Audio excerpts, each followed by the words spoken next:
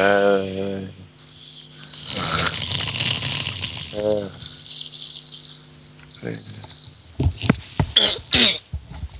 unmute that damn microphone.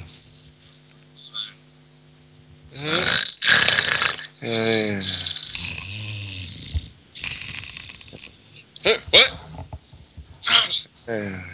Is the AC Grilling interview over? Well, welcome to the show, everyone. This is the Magic Sandwich, a bi-weekly call-in show on Skype and Blog TV, where we talk bollocks about religion and how angry we are that we don't know Jesus. If during the show you want to call in and talk with the panel, just send a Skype contact request to Magic Sandwich Show.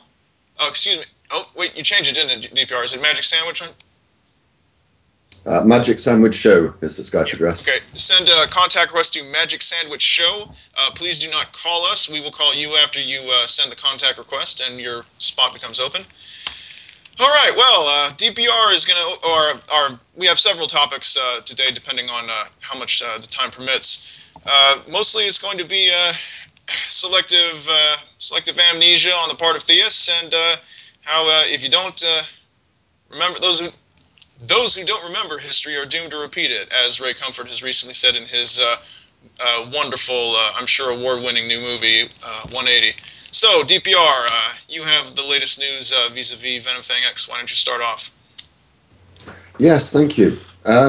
Talking about rewriting history, well, we'll make the same mistakes again. Sean has actually managed to rewrite history this week. He has started asking for donations again.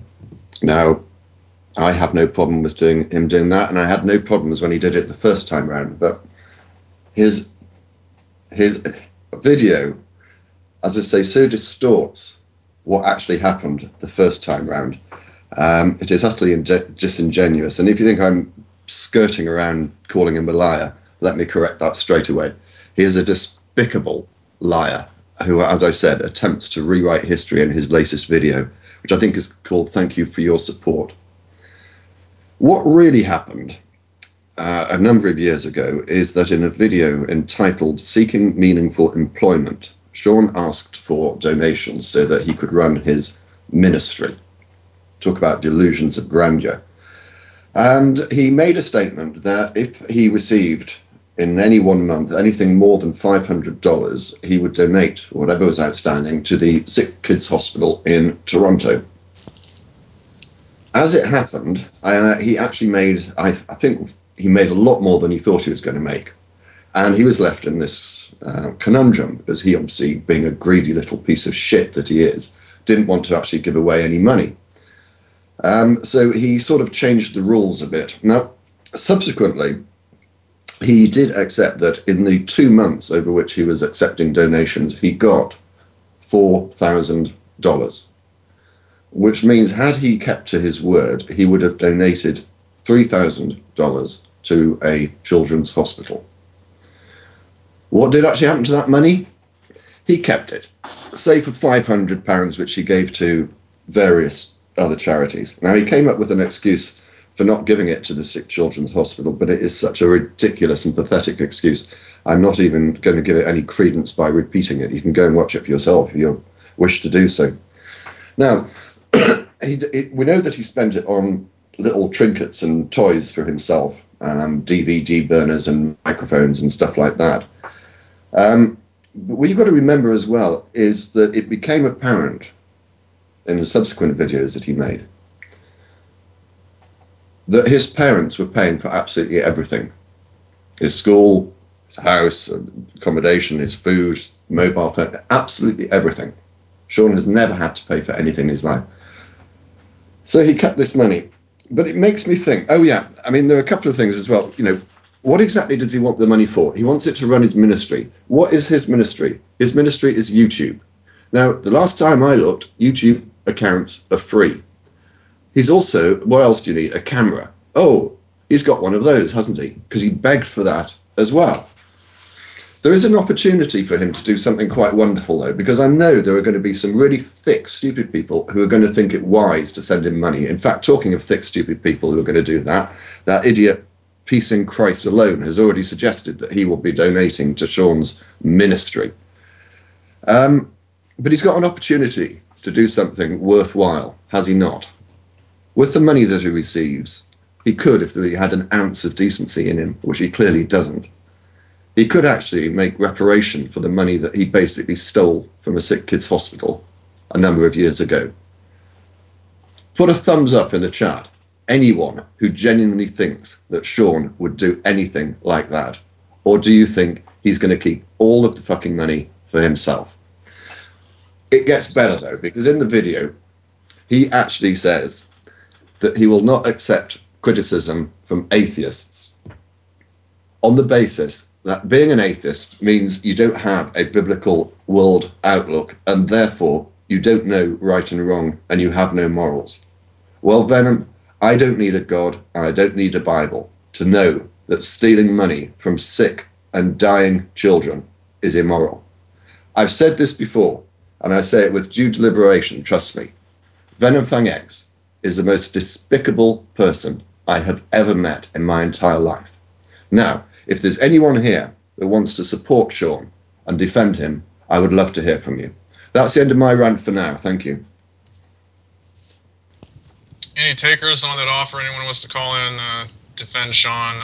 As a matter of fact, just a reminder, any theistic callers or pose that we may have, you get to the front of the line should you choose to send a contact request and come discuss things. We try not to bite too hard if you call in. We relish the disagreement. For the most part, I don't think you're going to get any takers on your dare, so we might as well move on to the next news item. I think that as well, but trust me, I've only just started on my criticisms of him. I could go on a lot longer, but I won't. Raycomfort has his new little pet project. It's a half-an-hour film called 180, where he goes around with the same old questions that he always asks of everyone. If blah, blah, blah, blah, Hitler, blah, blah, blah, abortion, blah, blah, blah, you know, it's really a complete and total travesty. He basically, the whole thing is one construct to say that anyone who doesn't oppose abortion is similar to a Nazi henchman or something like that. I don't know how many people have seen that, but it was really just a travesty from beginning to end. He starts off, you know, doing the typical ask around and then keep the clips of the most uninformed people. And it was really quite disturbing that he was even able to find a single person who, you know, unless he really went the extra mile in dishonestly cutting the footage. It was disturbing that he was able to find even a single person who genuinely didn't know who Hitler was. And the first person who knew anything about that or knew even a whit of the actual history was a neo-Nazi. There's an interesting issue about whether that the people that he interviewed were actors. I've seen a video, I think by YouTube user Paul Chartley, something like that. I'm not fully persuaded, but there is a point where Ray is interviewing a lady with sunglasses, and the reflection in her sunglasses could be someone holding up cue cards for her. And certainly when she delivers her lines, it does sound as if she's reading. But the picture, I didn't think the picture was clear enough to be certain of it. But yeah, I'm with you. It would be really interesting to get hold of her and figure out who she is and if she was paid. Get her on camera saying that, you know, she was the, quote, woman on the street giving the required answers. I would pay money to see that. The one scene that I saw was of 3 girls, and they were supposed to be a Jew, a Christian, and a Muslim. And I've seen that clip before. I've seen that one, and he did a really long interview with them. And of course, in the end, they're lying blasphemers. And he used a clip of them. So I'm pretty sure that they weren't set up anyway, because their really old footage is reused. The irony that I think is missed on a lot of people, maybe because they don't know, but he's obviously totally against abortion, and yet he does support capital punishment. And he stated so as recently as the second interview he did with Thunderfoot. And he's even said that he would kill anyone who was breaking into his house, for example. So on the one hand, and again, Prof MTH, within the last 24 hours or so, has posted a video in which he deals with the percentage of theists that support the death penalty. Evangelicals are the highest at 74%. The other denominations are not that far behind. So on the one hand, you've got this, an embryo is precious, it's a life. But on the other hand, you've got, oh yeah, it's perfectly acceptable to send a few 100,000 volts through them or give them a lethal injection. I just don't understand how they settle that out in their minds. Just to be clear, though, I think he did say that first he would shoot the intruder in the leg, and then he would work his way up the body and only actually kill them at the point where he needed to end their life in order to protect his family. I think he did want to maim them before he killed them. I completely apologise for having suggested that Ray might have shot someone with the intention of killing them. Well, it's a good thing that the Romans hadn't harnessed electricity. Otherwise, Jesus' execution could have been very different in its practicalities and the symbolism. I wonder, would the Bible reflect the onomatopoeia if his pronunciation had been disrupted by all the voltage? My God, why have you forsaken me? And the smoke rising off of him. It would have made his resurrection more interesting as well, and perhaps a greater miracle than otherwise if he sort of like recovered from being charcoaled. I think the symbols in churches and around people's necks would have been interesting. Little electric chairs with the little metal helmets on them. Isn't it bizarre the kind of rebranding that can take place, that we have a device of execution everywhere and people see it as a symbol of peace and hope and whatnot? It's really bizarre. What more can you say? I wonder what else we could get him to do if we started like a faux. I don't know what. I noticed most of the people in the 180 movie were all little kids, and he'd go up to them, and it's like they're 18 or something, and hello, have you ever even thought about abortion in your life? No. Well, here are some biased presented facts for you. You haven't got time to think about them. Have you changed your mind? Yes. I mean, for the benefit of anyone who hasn't seen it, the first third is a rant about the evils of Hitler. The middle third is a rant about abortion, which he compares the two. And the third is, he just falls back on his, have you ever told a lie? It is honestly, as True Puka said in his video response, he said, I can't be bothered to do a response because there is absolutely nothing factual that you've put in this film at all. I mean, it really is awful. The one great star of the show is that bloody microphone that he shoves in people's faces but snatches away again as soon as they're starting to come up with a coherent answer. I genuinely wonder how much footage was left on the cutting room floor. Because, I mean, you don't see him approach anyone with any degree of intelligence. Oh, he found some real nuts. I noticed that the Christians really like to go the Godwin route. Expelled, right? They managed to turn evolution into eugenics. You have what's that guy's name? What's the guy's name? Yeah, Ben Stein visiting Buchenwald, going to see the ovens and saying, this is where evolution ends. Anytime you want to appeal emotionally to someone without, having to go the hard way through the brain, all you have to do is drag out these horrible acts done by people and somehow cram the two of them into the same screen at the same time. And somehow that's made an emotional appeal, an emotional argument, without actually having to make any connection between them. Well, does he actually explicitly say in that vid, he says it on many other occasions, no matter how many times he's corrected, that Hitler was allegedly an atheist? Does he say that? At one point in the film, he shows the Nazis, and he says something like, we've all seen the inevitable results of atheism, something like that, as he's got Hitler on the screen. Yeah, he has a quote from Hitler in which Hitler denounces the Ten Commandments, but I haven't checked the source. It looked a little bit, it seemed to be a biography of him. But yeah, the implication is definitely there. And I think that the arguments that are used against that on the atheist side are largely ineffective against the target audience. Because, we make out the point, you drag out the belt buckle and say, Gott mit uns, and you can drag out all the historical evidence you want. But all that person has to do, someone who would respond to an emotional appeal like that, is sort of a no true Scotsman kind of thing. Hitler wasn't a Christian. The Nazis weren't Christians because of what they did, right? What they did makes them atheist-like or allied with atheists somehow, even though they were mostly Lutherans, even though they were mostly good Catholics. It really wouldn't matter to someone. And that's why it's such a knockdown argument, and that's why they keep going back to it, is it bypasses any kind of historical requirements to actually make the connection. Merely being on the screen with someone with that kind of what moral unacceptability automatically creates the association for people already prepared to hear that argument. So it's a great knockdown for people who are already primed to believe that the opposition is evil. If I may just slightly change the tack, because there's a quote that just come back into my mind, and again, for those that have not watched the film, there's one point where he goes around with his microphone sticking it in people's faces.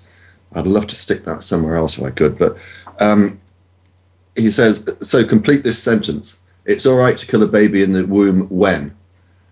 Now, I'd love if he'd asked me that question, and I'd love to know what his answer would be to this.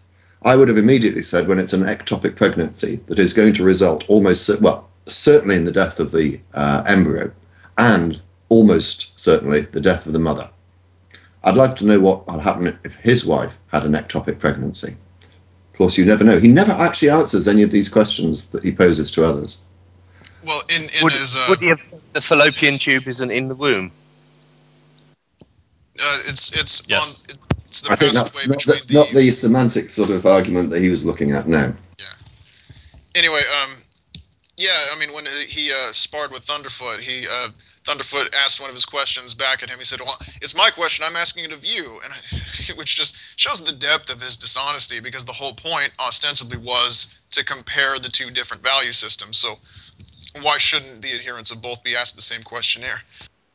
But I'd love for Ray Comfort to ask me his little questionnaire. I think I'd start out, if he opened, and he surely would, with, have you ever told a lie? I'd just say no and see what he responded with. Isn't it odd? We've talked about three theists who are probably they're undoubtedly all utterly dishonest. Is there a theme going on here? Venomfangx, a thief, a dishonest liar, a cheat. Ray Comfort, utterly dishonest in the way he presents his facts. Ben Stein, similarly. I don't know. Is it necessary to be a lying piece of shit to be a good theist? I don't know. I mean, obviously it's a good cover if you want to, manipulate people's emotions.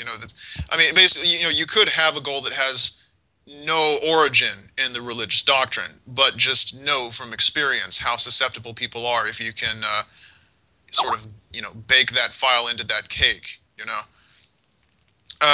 Yeah, concordance, you wanted to talk about... go ahead. Yeah, so I think I've come to the conclusion that you can't be... I want to call them racist, but they prefer racialist or race realist. You can't be a race realist. You can't defend race realism honestly. And that's what I've discovered. It really, be quite frank, it pisses me off to take the science and twist it so deeply. I had one guy on my channel in the recent videos I did on the sort of genetic bucket chain that's led to our most recent common ancestor. And he was quote mining a paper that I had cited earlier.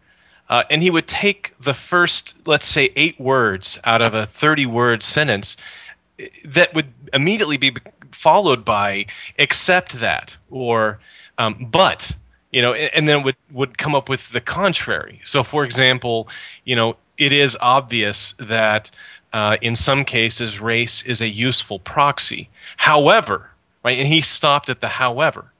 And so this is what I've noticed again lately. No matter what sort of anti-science or pseudoscience movement I'm confronted with, they use these same kinds of tactics. And that, to me, even though they don't talk to each other, there's got to be some invisible playbook out there that they're all pulling from. There's some common set of tactics that all of them rely on to prove the unprovable.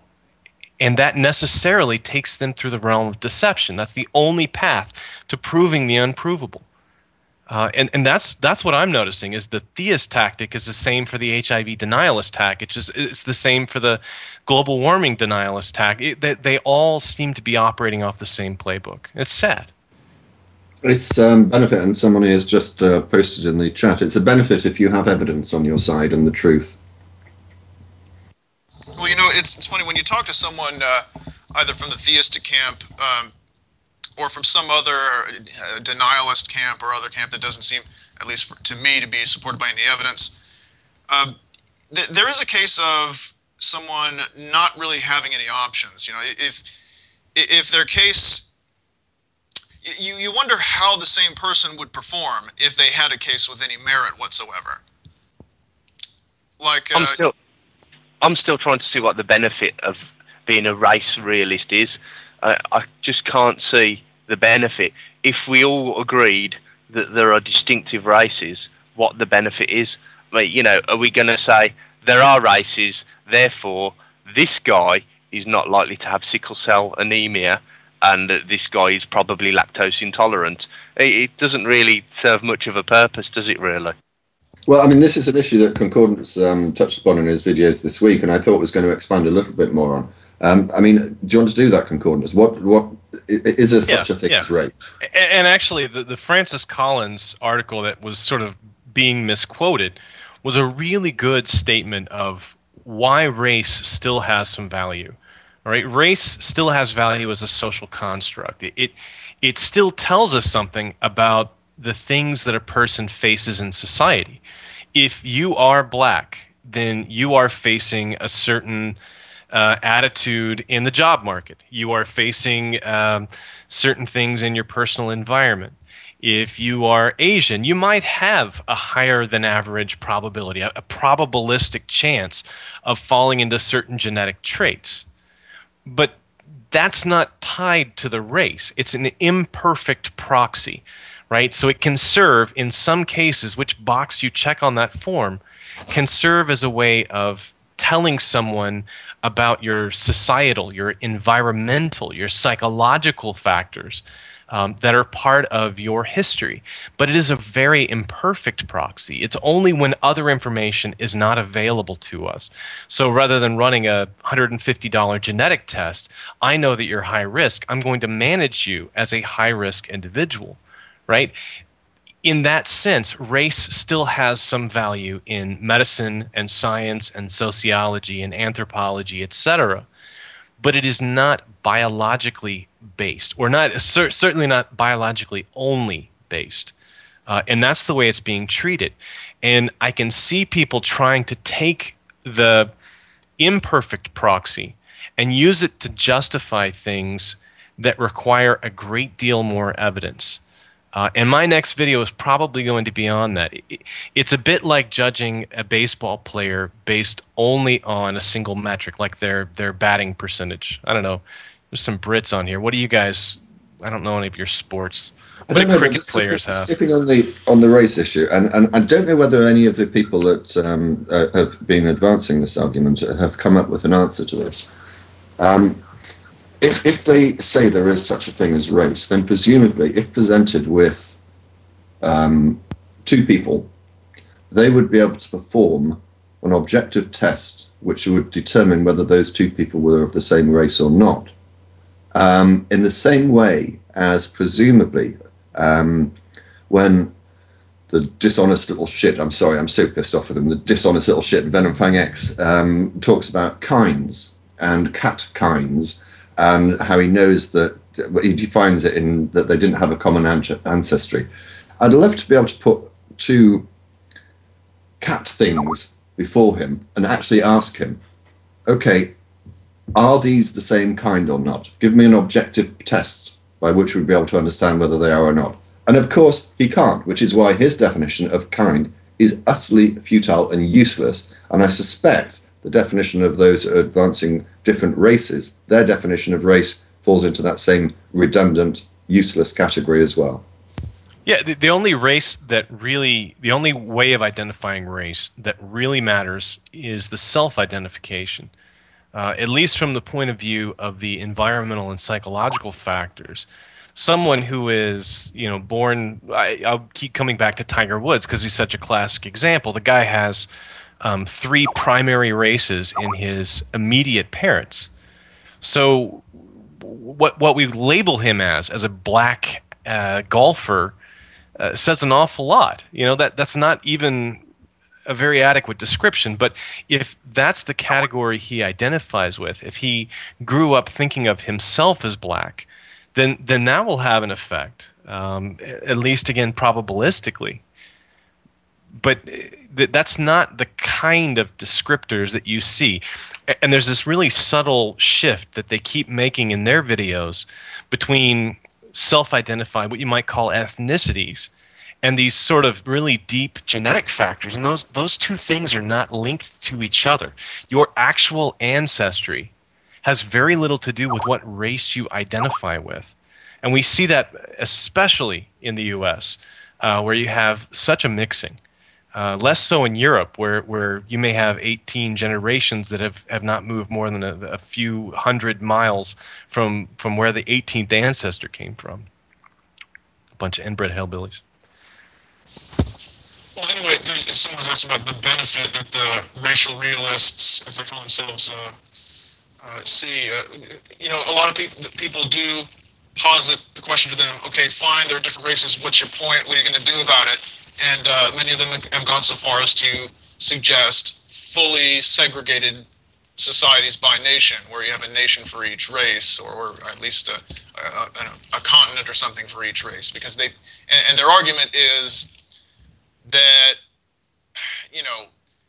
if there's a mean average performance in terms of intelligence or societal, whatever it is they're trying to improve, well, if you separate everyone out according to a color filter or a genetic filter, certain society, the idea is they are going to be part of the society that performs better, which is ridiculous. I don't know if I was messing around with this little chart that I made. It has, various different color-coded bars just representing any number of races, and then it has a black line across the middle representing what would be the mean average functional intelligence. And each of the groups has, even though they perform differently, even though the higher they are up on the y-axis, supposedly the greater their, average intelligence in that group is supposed to be. But in each of them, you're still going to have a group of people underperforming. So even if you had the best race in terms of intelligence, let's just say, I don't know, the Chinese, you're still going to have a lot of Chinese who are below average. So if their flimsy pretense of their of what they state as their motivation of creating racially segregated societies, and that is create a society that doesn't have this baggage supposedly created by people who are underperforming because of their race. Well, if they were really just after performance and performance alone, they would create some new society taking only the top performers from each group and end up with a group that was truly diverse. Because even if you take the smartest race, you still have a lot of people who are below average across the board. So I really think it makes absolutely no sense. It really, I think deals much more with their own personal discomfort with being in proximity to people who are different. And humans are diverse. You certainly wouldn't want to deny that they're diverse and that their diversity affects the challenges that they're confronted with or the opportunities that they have. But again, that's not what we're talking about in this race realism. It's pseudo big. It's not pseudo bigotry. It's just bigotry, gussied up. Dressed in a top hat and tails, or a science lab coat. it doesn't matter. Inside, it's still bigotry. It's still racism. Well, and the other thing is, if for example, you were to create a society, create some new society on some unclaimed land, and it advertised itself as being a society entirely for white people, let's just read the writing on the wall. You would only get the stupidest white people signing up for this project. So how great of a wonderland of super intelligent geniuses could it be? That's true. I mean, I can't see the kind of people I'd want to live with wanting to live in a uniracial society. If as you look around YouTube and you see people from the UK especially who talk about this kind of thing, it's usually people that say stuff like, "We just want our country back." And I just think, I'd rather get rid of the stupid white people than just get rid of all the black people. Okay, so it shows a remarkable lack of understanding of history as well, doesn't it, as to where we came from and how this country was formed, or any particular country. Just before we move on, Almighty, there was another, as well as being dishonest, there was another analogy or common thread that I've just realised that lies between those three people. Not all theists, though, but these three. The ability to say sorry seems to be a word that's not in their vocabulary. Have you ever heard venomfangx come up with a genuine apology? And I'm not talking now about the one that he was effectively made to make to avoid legal consequences to Thunderfoot. Has he ever apologised once for stealing that money from a sick kid's hospital? No. Has he ever apologised for making allegations that I'm a paedophile? No. Has he ever apologised for dropping my docs to anyone that wanted to know them? And I found out recently he actually also posted them on a website. Has he ever apologised for any of those? No. What happened when Raycomfort was caught out with his banana crap? He actually didn't apologise. He tried to make a joke out of it. What happened when Ben Stein was caught out because he had used misinformation to get interviews with certain people? He laughed about it and basically said, well, if that's the only criticism, I think we're doing all right. Sorry doesn't seem to be a word in their vocabulary. Sorry, I just needed to get that rant off my chest. Thank you. When that Expelled thing was on at the cinema, I heard a story that Richard Dawkins went to watch it with someone who had been interviewed in it, and his name was on a list. Oh, was it PZ Myers? And they didn't let him in. Is that right? They kicked out PZ, right, but they let in Dawkins. They expelled PC Myers from Expelled, even though he was in it. Yeah. Yes. Yeah. The other day I made a video about them like last week. Every time I go there, it just burns me up. You know what is the most telling thing about the Evolution News and Views blog that they run is that they don't allow comments. They don't allow comments on their articles for good reason, because that's another similarity, isn't it? Censorship. Yeah, well, it's their blog. I don't know if it's censorship or not, but they don't want feedback. They don't want people to discuss the content, because most of that stuff is just tripe. You would have to have no grounding in even fundamental biology. You don't have to have a PhD to see the flaws in their reasoning. But the fact that they don't allow comments, all you're allowed to do is share it on Facebook. So it's very funny that they're not interested in people's opinions. Well, the thing that you're talking about, DPR, it goes, I think, far beyond a simple lack of contrition. They really have a hard time just being wrong, and that's true, I think, of all people. I can think of a couple of situations where I've been in an argument with someone, and I later looked up and found out that there was some truth to what my opponent was saying, and you just sort of change your point of view in silence and hope sheepishly that it doesn't come up again, so that you're not put on the spot. But it seems to me that there's a large number of theists or other denialist schools of thought that are much quicker to delete the evidence, sweep up comments, delete videos, deny that such and such an exchange ever even happened in the first place. A lot of revisionism of... Or those favourite sites who were never really on his website. Yes, exactly. So this kind of thing happens, and I think think there's a connection between that and the belief in God, in that there's this strong attraction to the concept of infallibility, and they just sort of want that power for themselves, if you will. You know, they just are so attracted to the idea of never being wrong, of always being perfect in your judgments, and therefore, I wonder, is that the source of, you know, it's, as with so many other things that go hand in hand with the religion, you just wonder which came first, the chicken or the egg. I think you may be on a point there. I mean, it is an aspect of, excuse me, of human nature that we all are reluctant to admit when we're wrong. We all like to think that we are correct, and I think when a theist is faced with a position where they have been provably shown to be wrong, admitting that is even more difficult because it undermines a much more deeper held belief. But if anyone has not seen it, I recommend they go and watch a video by Phil Hellenes, which I think is called The 3 Most Powerful Words in the World.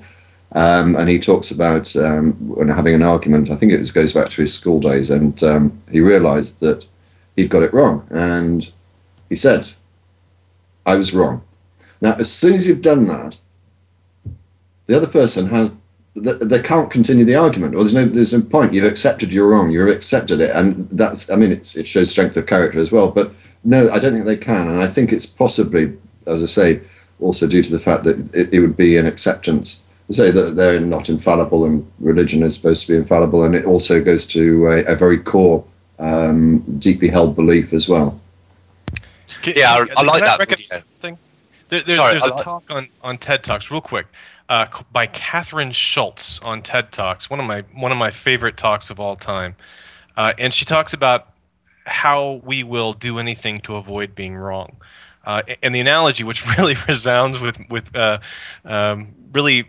really respond to, is that if you've ever watched the Roadrunner cartoons where the coyote is running after the Roadrunner and he runs off the cliff, and of course the Roadrunner just keeps on going, but the coyote has these few seconds before he realizes that he's wrong, that he's gone off the cliff, and then he holds up his little sign and down he goes.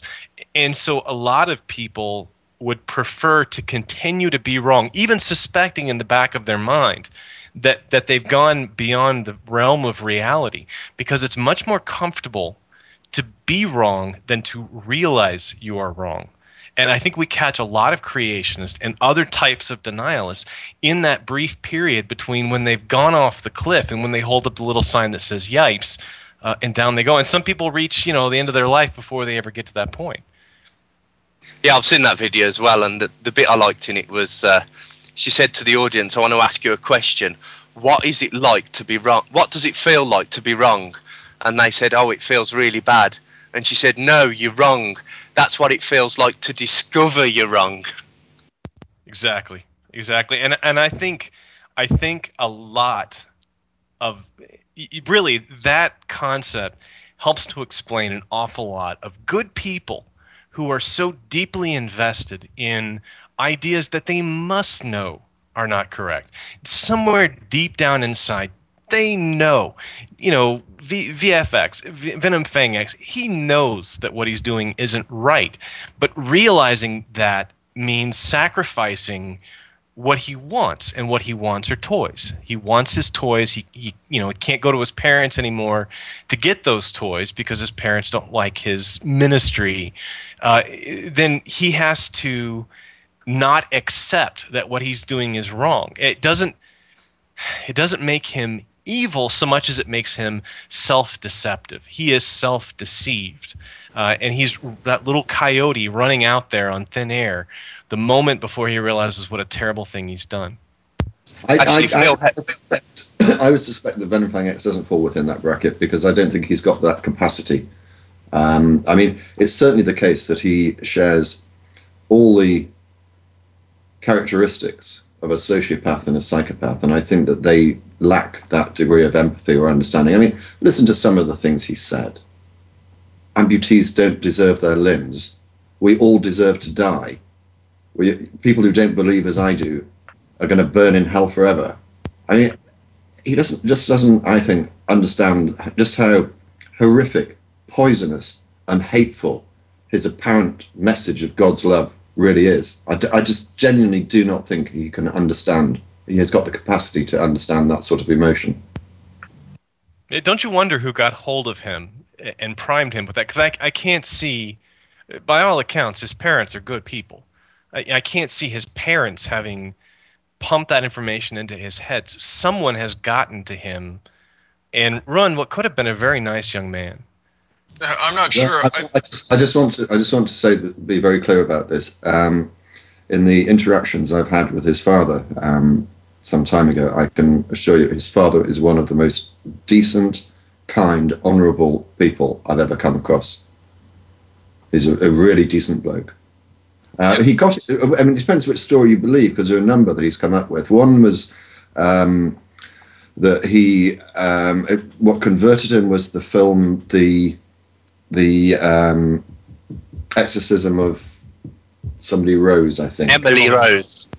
Yeah, and then he started watching Kent Hovind videos, and then he was hooked. But I just don't the speed at which that process happened, I don't think would have happened if he didn't have certain characteristics. Well, you know, the thing is, I think I have to disagree.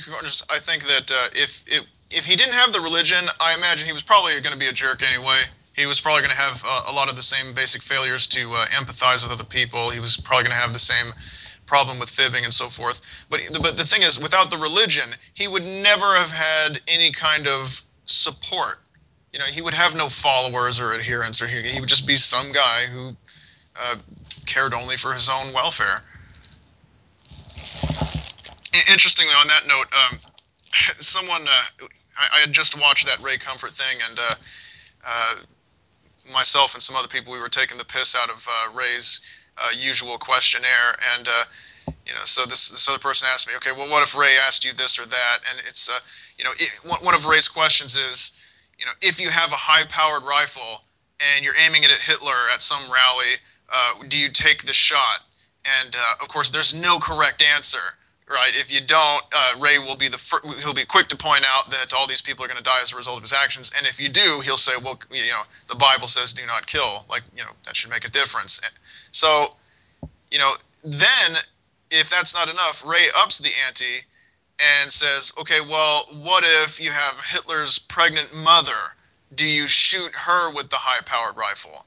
And I think that during his, I mean, I really wish we could get Ray Comfort on the show, or maybe that I could just do a one-on-one with him, because I'd love to answer these questions and then come back with an equally absurd, over-the-top thing. It's like, okay, you know, you go back in time and you meet Hitler's mother, but she's not really pregnant with him. It's more like a Total Recall type situation where baby Hitler is growing out of her back, and she's all, I want you to beat this Jew to death with a rusty shovel. I mean, what do you do then, Ray?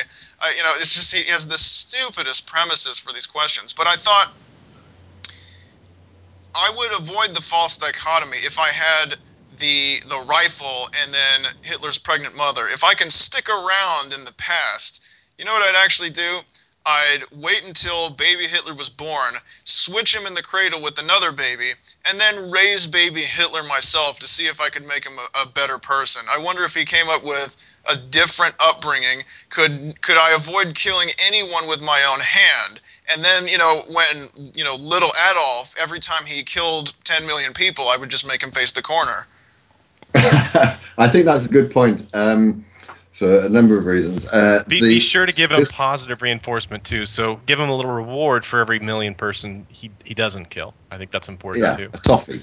But there seems to be this sort of, I mean, that hypothetical situation, of course, is crazy. But it seems to be that for a lot of people, there is no option. It's like that many of those who support the death penalty criticize those that don't support it on the basis that we're throwing in our lot with the criminal.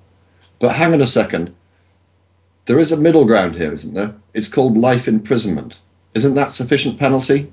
I don't know. But as for Ray Comfort on the show, I was so outraged having seen 180 that I have messaged him again to see if he will come on the show. So we shall wait and see. He's not very good at responding to messages if he doesn't want to, but we'll see. I'm trying.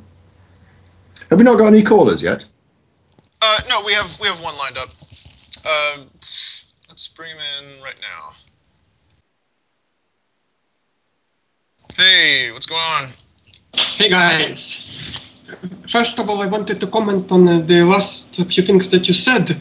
When it comes to race, oh, 1 second, Block TV. Okay, hey, first of all, check this out. 1 second. The resolution on Block TV, so I just wanted to boast. For those that can see, it's Richard Dawkins' apron.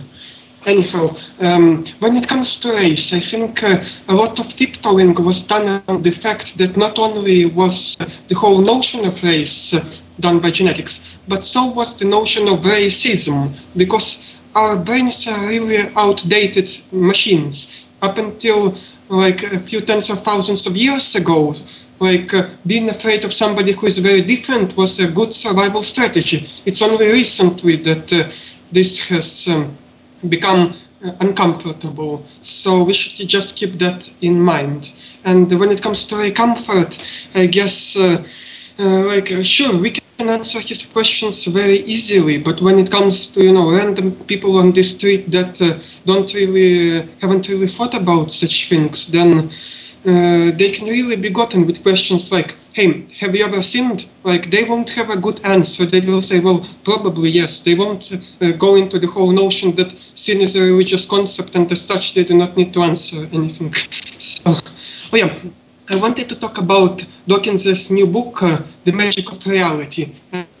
I listened to the audio version because it's just 6 hours of Richard Dawkins talking about science and being witty.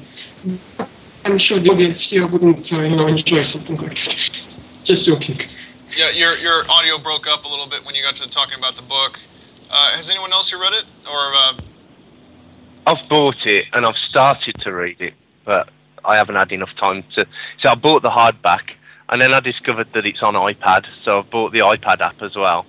And that was the only way I could really get my children to look at it. I wanted my kids to look at it, really. What's the title? The Magic of Reality. Yeah, I really recommend the audiobook version, because then it's narrated by Richard Dawkins, like most of his other books. So he's just speaking and being very clever and funny, and it's not just for kids, It explains stuff so clearly that you don't, even if you already know all of the arguments, he manages to present them in new ways and give new examples.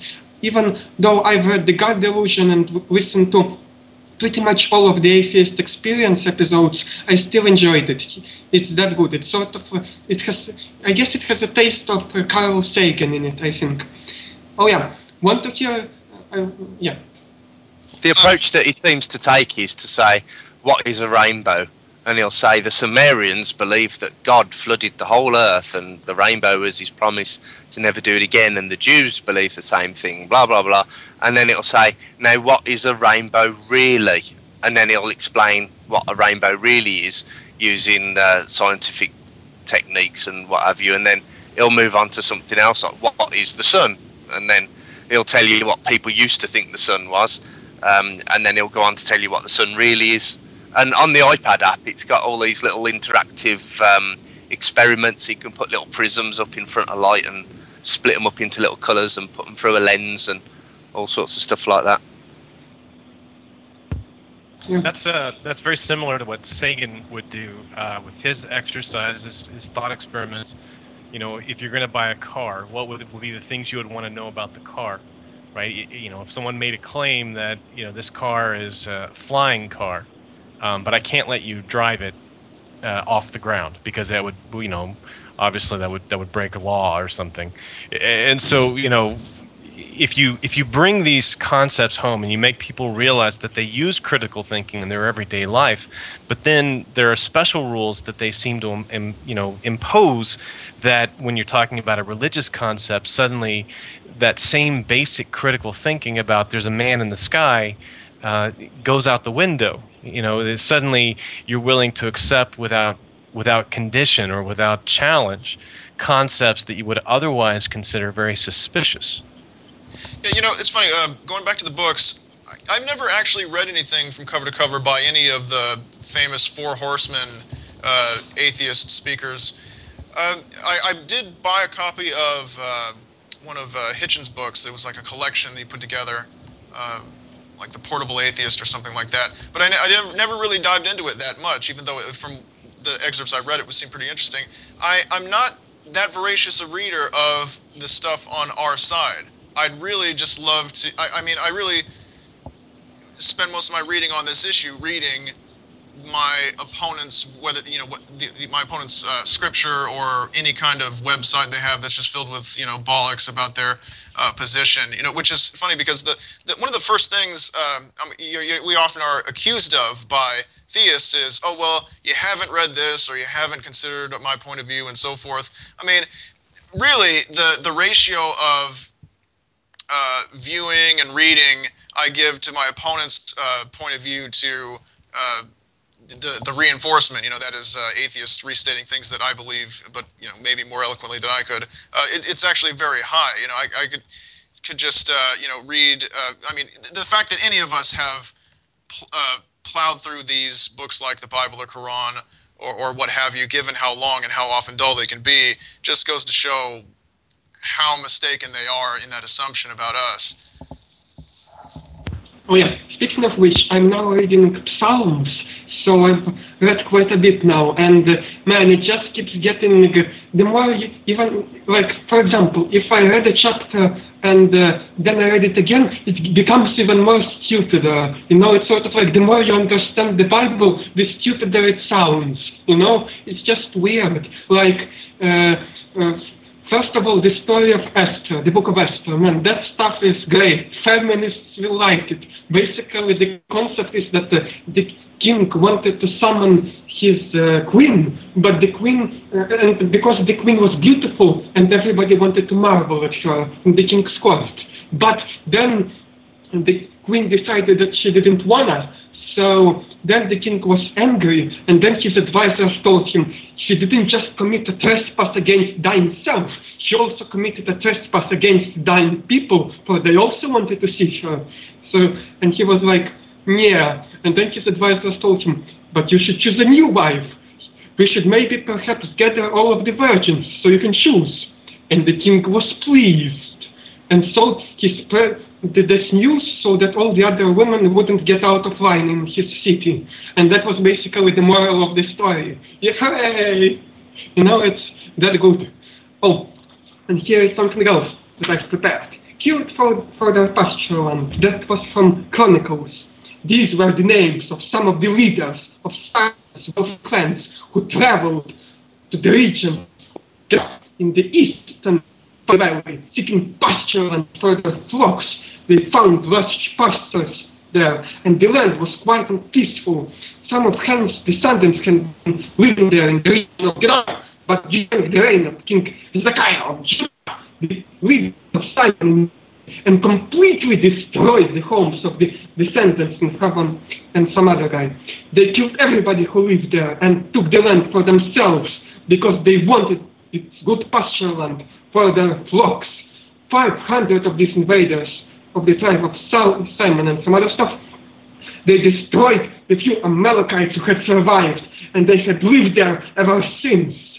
The moral of the story is the Jews wanted some pasture land, they went there, killed everybody, and everything was good. And with that, I'm done. Okay, thanks for calling in. If anyone else wants to come onto the show, it's just send a Skype contact request to the Magic Sandwich. Or wait, no, is it Magic Sandwich Show? I keep getting it wrong. I'm no good at this. Magic Sandwich Show. Before he went, I was going to ask him to say, compare the meerkat, compare the market. But he's gone now, so maybe next time. I want to hear him say nuclear weapons. That was what I was going to. Nuclear weapons. When he referred to the more you read it, the more bizarre it comes. This is what I found with the Quran. Rationalizer, you're more well versed in the contents. Can you just talk us through chapter 3, verse 7? Yeah, chapter 3, verse 7. I'll just pull it up. It says that that Allah has sent down a book. In it are verses that are precise, and they're the foundation of the book. and other verses are unspecific. Now, the thing is this. So it says basically that the Quran's got two kinds of verses: verses that make sense and verses that don't make any sense. Now, the thing is from here it goes on to say, as for those in whose hearts is deviation, they will follow the verses that are unclear, and but those firm in knowledge will say, we believe in it, and they'll believe the other verses. But the irony is because the Quran was originally an orally transmitted piece of text rather than a written piece of text, there aren't any commas or full stops in this sentence. So it's either saying the book has got clear parts and unclear parts, and only Allah knows what the unclear parts are, or it's saying that it's got unclear parts and clear parts, and Allah knows the meaning and those who believe in the book. So it's basically, it says Allah knows what they mean, and those who believe will say, we believe. Or it's saying Allah knows the verses, and those who believe, they say. So effectively, the verse which says that there are unclear verses is unclear as to how unclear the Quran is. You know, it's remarkable. The thing about the whole revelation of the Quran and so forth is, you know, they could have sent other prophets to clarify things. I mean, you know, the thing is, most religions just on their face are absurd. But I'll say that compared to the system of prophets as proposed by Muslim tradition, I think that the Dalai Lama system works a lot better. For example, the problem with the punctuation. What they could have done is they could have sent the angel Gabriel to Muhammad to actually recite the Quran, and then after Muhammad was done with that, they send the angel Gabriel to another guy who was actually literate, and his job would just be to go through the book putting commons and colons and things like this, full stops, just minor additions to make it as clear as possible. But you know, the thing is, right from the get-go, despite their insistence that you know, it's just as many Christians say that the doctrine is kept intact by a supernatural overseer. You know, we have a lot of evidence suggesting that there were different editions and there were changes and a tug of war over what would be kept in and so forth. And it's amazing that you don't have a system, like I said, like the Dalai Lama system. They believe that, you know, each Dalai Lama is some sort of reincarnation of the spirit of the one that just died. So they'll find some kid in some village and say, okay, you're the new leader of the faith. And I wonder why, you know, more religions don't have that kind of internal common sense and say, okay, well, you know, the Prophet Muhammad will, you know, dictate the Quran, but then whenever there's a time of confusion over its interpretation and you have multiple schools of thought, we'll send another prophet whose only job is to clarify and to make sure that you stay on the straight path. That would have made a lot more sense than over 1,000 years passing with no prophets at all and still no end of days. Or the angel Gabriel could have just pulled out a blackboard and some chalk and taught that lazy